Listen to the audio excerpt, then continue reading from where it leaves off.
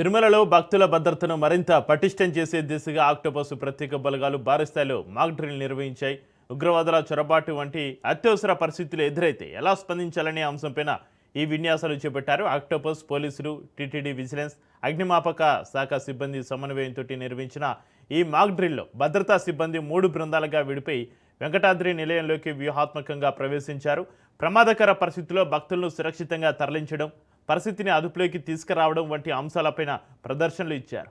ఈ విన్యాసంలో సుమారు 50 మంది ఆక్టోపస్ అధికారులు, సిబ్బంది పాల్గొన్నారు. తర్వాత 1 and 2 కూడా బాగానే చేసింది.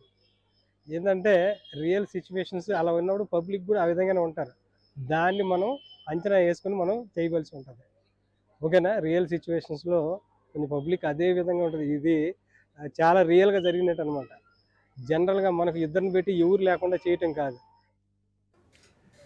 తిరుమలలో భక్తుల భద్రతను మరింత పటిష్టం చేసే దిశగా ఆక్టోపస్ ప్రత్యేక బలగాలు భారీ స్థాయిలో మాక్ డ్రిల్కి సంబంధించి మరింత సమాచారాన్ని మా ప్రతినిధి సురేష్ ఫోన్ అందిస్తారు. సురేష్, రైట్ చెక్ అయితే తిరుమల భద్రతా చర్యలో భాగంగా ఆక్టోపస్ ఆధ్వర్యంలో నిన్న రాత్రి మాక్ డ్రిల్ నిర్వహించారు. అయితే యాత్రి సముదాయం ఉన్న వెంకటాద్రి నిలయం PAC 5 లో నిన్న సాయంత్రం 50 మంది మాక్ డ్రిల్ నిర్వహించారు. మొత్తం ఆక్టోపస్ సిబ్బంది 50 మంది 3 బృందాలుగా విభజించి వ్యూహాత్మకంగా లోపలికి వెళ్లి ఏదైనా అనుకోని ఘటన జరిగినప్పుడు ఉగ్రముగ్గులు దాడి జరిగినప్పుడు ఎలా ఎదుర్కోవాలి, భక్తులు ఎలా రక్షించాలి అనే అంశం పైన టీటీడీ CVSO మురళీకృష్ణ ఆధ్వర్యంలో, అలాగే తిరుపతి జిల్లా SP సూచనలతో ఈ మాక్ డ్రిల్ నిర్వహించారు. లోపల ఏదైనా అనుకోని ఘటన జరిగినప్పుడు, ఏదైనా ప్రమాదం జరిగినప్పుడు ఎలా బయటికి తీసుకురావాలి, ఎలా రెస్క్యూ చేయాలనే దాని మీద 50 మంది ఆక్టోపస్ సిబ్బంది పాల్గొని మాక్ డ్రిల్ నిర్వహించారు.